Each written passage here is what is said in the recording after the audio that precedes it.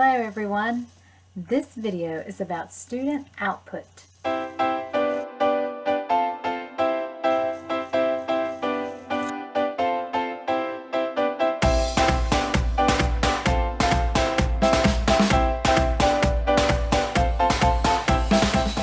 Hello everyone. My name is Joanne Foster and I'm with Zebra English. I have a little bit to talk to you about student output today. Okay, I want to talk to you about student output. It's a very important part of Zebra English and conducting a great class with Zebra English. Now, student output is something that Zebra English really desires from their teachers. And as applicants, you need to know how to get student output from the student that you will be teaching. And as teachers, we do this every day with our students. Our students come prepared because they already have the material from an AI app that they have been working on all week. So then when we get them, we are reviewing and practicing and extending on what they already have learned in their AI app. Okay, so how do we get that student output? Because it's a little bit different than teaching the word 3 times over and over, or saying it and then getting them to repeat in what I call say, repeat, say, repeat. And as an interviewer, I have found out that that is really monotonous and boring to watch as a student. So let's find out how we can do good student output. Because when those parents see that student output and the students learn that way, it's so much more fun, and it's more fun to teach that way. All right, so there's some different ways to get the student output. So first of all, there's sentence output. Now, with sentence output, that means that anytime they answer in a word or 2 or 3 words, like a phrase, then we always turn that into a sentence. So I will say, sentence please, and then they will give me a sentence, or I will help them make that sentence. So if I say, how do you feel? And they say, happy. I say, good.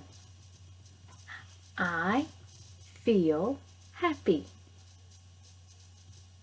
Or you can say, I feel happy. But remember, I don't like to do the finger counting a lot because Zebra English likes the TPR and the student to do the TPR with you. So I like to do, I feel happy, and then get them to do it. So turn everything into a sentence. If they say tree, when you ask them what they see, then you would say, I see a tree. Or I see a tree, however you want to do your TPR, and get them to do it with you. Now, another way to get that student output is to say, show me,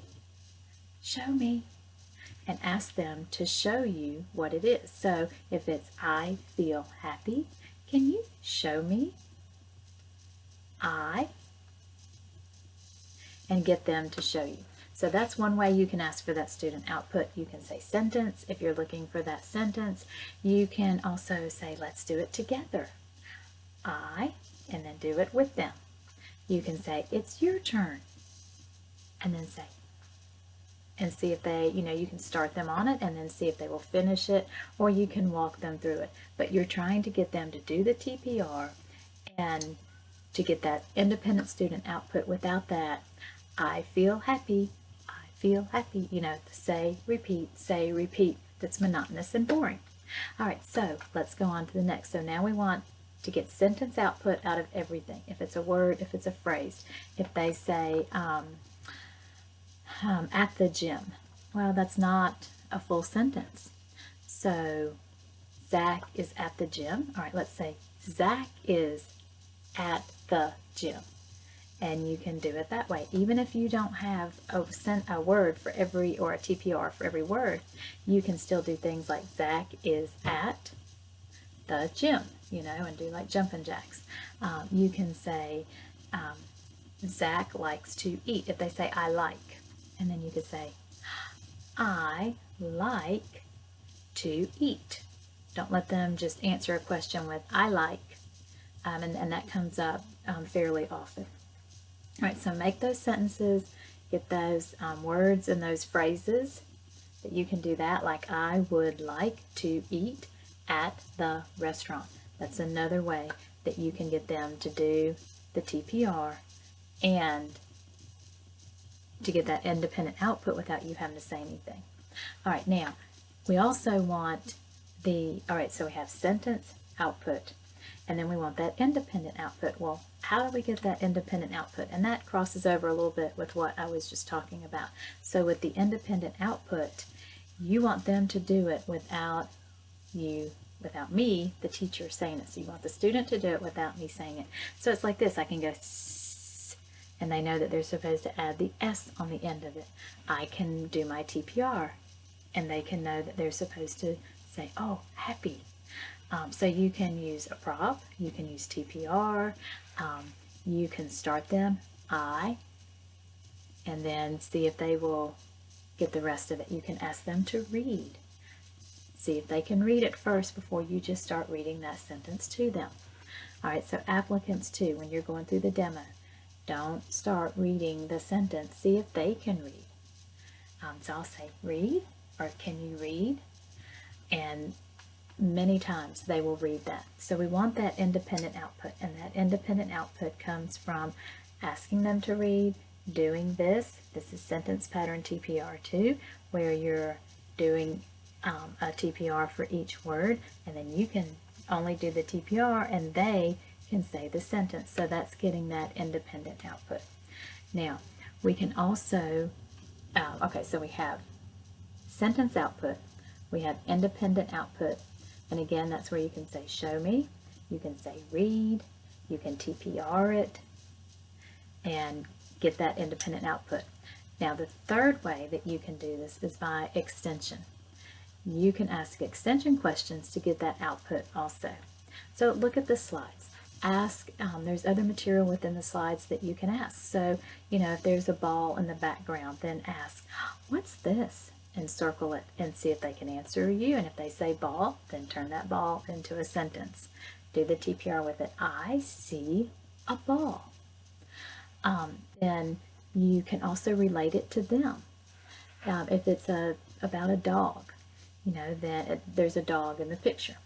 And you can say, Bob, do you like dogs? And then you're relating it to the student. You're relating it to Bob. And he can answer if he likes dogs or not. Or do you have a dog? That you can ask them to count objects that are in the slide. You can ask them about colors. You can ask them about what they're wearing, what they are doing, where are they. If you see the word park and you circle that. If they're happy, angry, sad, you can ask what happened to get them to see the cause and effect. So many ways that you can extend, and sometimes you need that extension not only to get that output, but to slow that lesson down when you have a student that is really working through that lesson. They can get through it in 10 minutes and you need 25 minutes out of it. So get that extension output. Now, error correction, that is something else that you can get output with without telling them the word. Okay, so you can go, you can circle the S that they left off, and many times they'll go back and it clicks, oh, they left that S off, or you circle that little word an or on that they didn't say in the sentence that they were reading, and then they'll go back and correct it. Or you can say, what's this word? Circle it or underline it, and again, they may have just missed it or said it the wrong way, but once you ask them about it, then they do it the right way. So those are all ways that you can get student output without telling them the answer, without the boring say, repeat, say, repeat. There's a place for that if you're teaching it for the first time or they're having a really hard time with it and you need to you know, lay the groundwork. That's fine. That's part of modeling. That's the first step of modeling, is that you will say that sentence, and then you will have them repeat that sentence, and then you'll have them output that sentence on their own. Either you'll do TPR for them to output that sentence, or you'll underline that sentence as they output it.